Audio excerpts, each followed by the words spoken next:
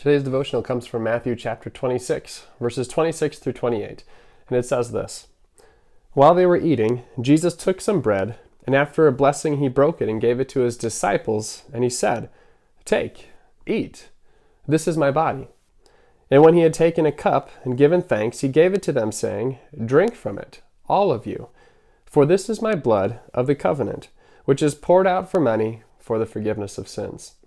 The question we're going to be looking at today is, what is the sacrament of the altar? So we're moving into the next section of the catechism, and we're looking at communion now. Well, first of all, the sacrament of the altar goes by a few different names. One, the sacrament of the altar, because it is a sacrament, we're reminded of that, and that's what we remember as we call it the sacrament of the altar.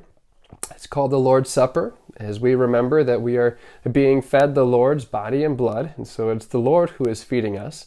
It's communion, as we remember that we are communing with God, we are united with God and with one another in this meal.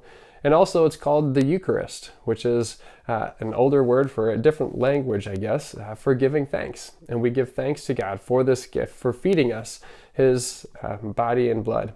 And so as we ask the question, what is the sacrament of the altar? Luther summarizes it and explains it in this way.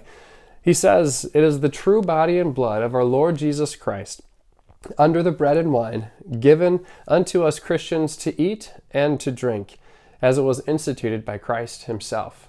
And we get this from this passage in Matthew chapter 26, where Christ is saying, he's picking up the elements here, and he's saying, "This is my body, this is my blood." And so first and foremost, we recognize that here in communion, what we are receiving is the true body and blood of Christ.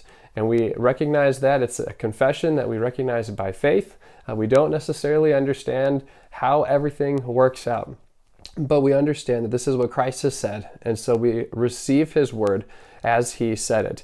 It's different than if I were to just say something, but this is Jesus Christ, the King of the world, the King of the universe, the divine majesty who makes this claim. And so we rest in him, we trust him, and we submit to his authority with this.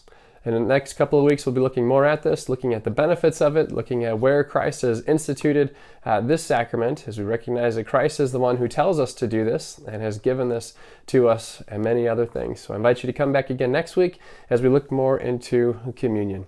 I hope you have a great day, and God bless you today.